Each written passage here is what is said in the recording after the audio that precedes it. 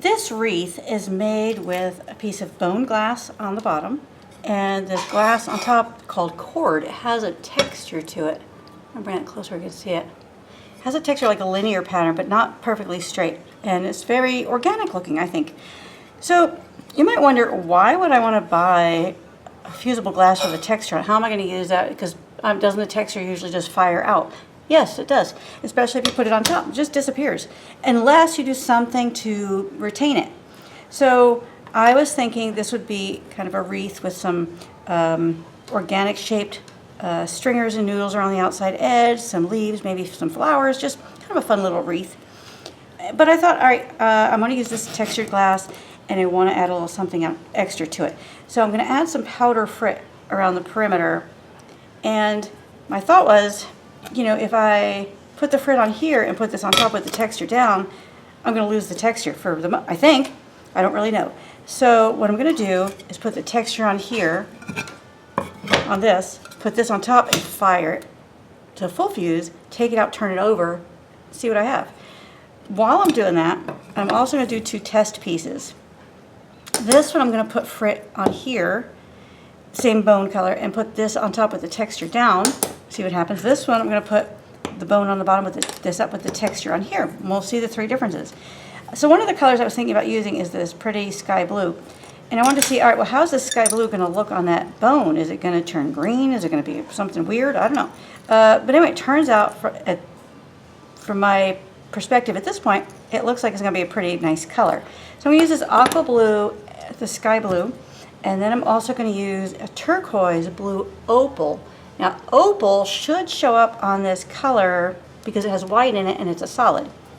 So that's my train of thought as I'm moving into this project. So let's start by taking our sifter, and I'm going to do the turquoise blue first.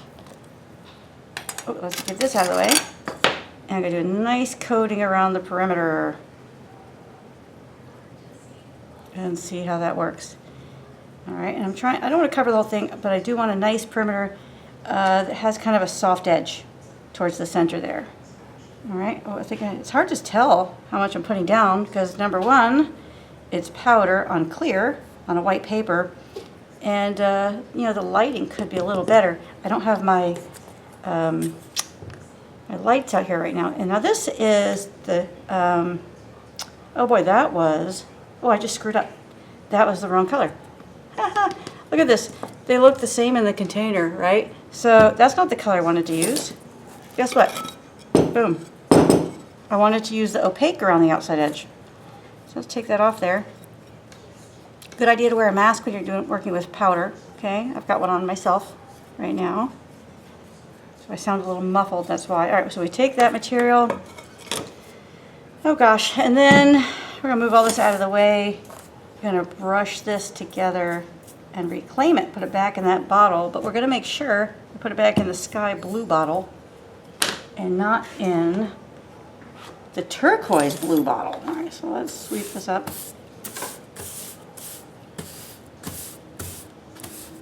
You know, it's funny, right? Sometimes it happens. You just grab the wrong material at the wrong time. Now, what would be really helpful right now would be either a business card or to be able to lift this paper up. First of all, I'm going to double check I got the right color here. Put on this piece of paper and put it back in the jar. There we go. All right, we're getting as much as we can, not at all, but a business stiff paper, stiff like cardstock would work nicely for this.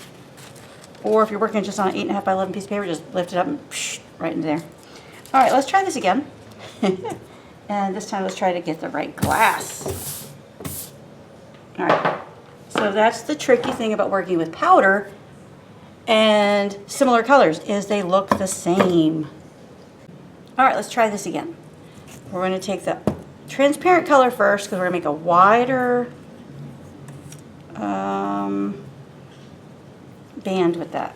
Go around this thing, bring out a pretty good amount of glass color, but trying to keep a uniform width, but a soft edge in the middle. All right, we'll pour this back in here. Now we'll take the opal blue I'm only going to do around the outside edge. Now here it's going to be thicker, so I'm not sure if this is going to show that texture from the bottom glass at all. But, you know, we're having a good time, we're experimenting, we're learning new stuff, and I'm cool with using some materials to do that. A little off-centered here. You know, this circle is a little to the one side. I'm okay with that, actually. So maybe I'll put a little bit more of this color here to even that out just a little bit. I am kind of going for a certain look. All right, I'm going to take this, put it on top, and hope for the best. Let's take this out of the way, and hopefully we don't move stuff around too much. I'll put that over here out of the way. Actually, I'm going to go ahead and put that on a kiln shelf. On these two, for, well, I was going to say for dramatic effect, I'm going to only use one kind of glass, but let's use both. All right, this is the opal. Let's focus the opal on this end of that piece. Let's turn this one around. Focus it on that end of that piece, okay? Now I'll take the transparent, put that on this end of both of them and see what happens. I don't know if we should, all right, that's good, I've got to put it back in my jar. I don't know if we should kind of do that to really accentuate the pattern. Maybe we do that in some areas but not everywhere, and maybe we do it here as well. Actually this, yeah. Okay, so we've kind of pulled some off to show the pattern. I'm going to turn this and put it on top. I'm going to leave that one the way it is. We'll see what happens. I'm going to put the lids back on these. I lost the lid for that one, of course. Okay, so I've got my kiln post here. Lift this up, move it out of the way, move this one out of the way. Ooh, making a good sized mess here. And here's the kiln shelf with the other piece on it. Gosh, I hope that comes out good. And I'm gonna pick up this one. Oh gosh, all right, not being cooperative there. Put that one there, and we'll put this one over here. Might fit better this way. So these are cutoffs from the circle that I cut to make this project right here. So I'm pretty excited about this, curious as to how it's going to come out. And here we get a better view of those. And hopefully, you know, here we won't retain any texture, any feel, but we should retain a pattern. We shouldn't really retain a texture on either of these either, but hopefully the pattern shows, and hopefully this one has a subtle gradient going into the middle. So we're going to fire these to a full fuse and show them to you when they come out. All right, here are the pieces in the kiln. Let's hope for the best and hope we get some exciting patterns there that, and some ideas and some information that we can work with on future, well, on this project, of course, and on future projects. So fire well, my darlings.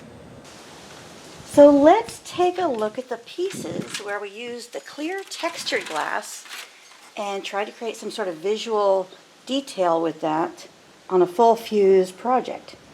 All right, so here's our sample piece. This one was the clear texture on top with the texture down and frit on this bone glass on the bottom. And look, you retain that texture. It's very subtle, but it's pretty. And it's a great way to get structure to that background. You could also put frit on there and then run a fork through it. That would work.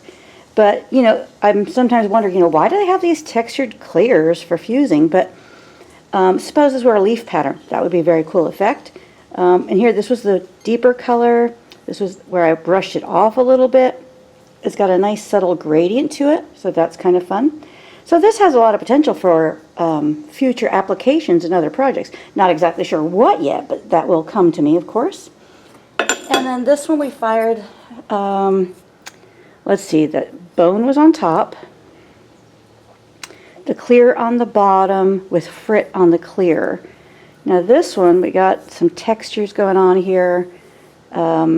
We've got some, you know, the frit is kind of a gradient. We've got some bubbles happening here, which we do not have appearance of bubbles on this one. So that's interesting. We have bubbles here when the clear was down. right? No, the clear was up, texture was up with the bone on top. Bone on bottom, texture down, no bubbles. So kind of interesting. So again, you're creating some variations. Now here, it looks like we have an eruption for sure right there. That's where the glass perimeter sealed more quickly than the rest of the project. Air got trapped in there, pushed up in the form of a bubble, and created this thin spot. So the color is paler there. And look, okay, here we've got, you know, kind of a pretty neutral color. You can see that a bit of a blue halo around there, which is fun. And then we turn it over, and whoa, check out those bubbles. They're oval in nature because of the pattern. They're more concentrated to the center where I had less frit. So I'm guessing what the frit did was fill in those gaps to prevent the bubbles. And then we got little champagne ones here, little oval ones here. So where there's no frit, we have a greater concentration of bubbles in these little oval shapes. So I think it's kind of I'm going to call this a success as far as experimentation goes. And I want to create a wreath on here. So what I'm going to do is take this piece, I'm going to refire it again this way so that I have this pretty rounded edge on this side. So we're going to take these other pieces out, put this back in and fire it. And I think because this is kind of becoming a lengthy process and technique here, that I will do the wreath part in a second video so I can really spend time on that, you know, the decoration part. Do that in a separate video so I can really spend time on that and not feel like I need to compress it into this one video. And I think this one has some terrific information for us and great learning tool here. We can see we get this really cool pattern, got these bubbles, which we could kind of consider those pattern as well. And so I'm going to switch out these shelves. I need to put one in here that has a primer on it. So go ahead and do that. Take this one out. Got another shelf right here behind the kiln. Grab that. Oh boy, everything's in the way. Hold on now. All right, here we go. Take this freshly primed shelf, put that in there. Put the glass back in, turn it this way.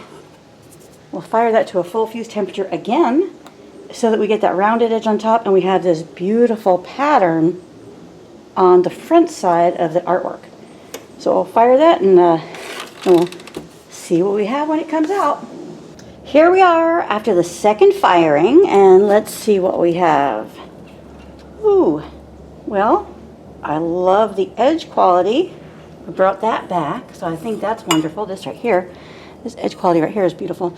This, ooh, not so much, not loving that. Look, so the bubble, you know, I knew this. You get what you get. You know, what you put into the kiln is what you get out of the kiln. There was a blemish there going in, and it just got worse.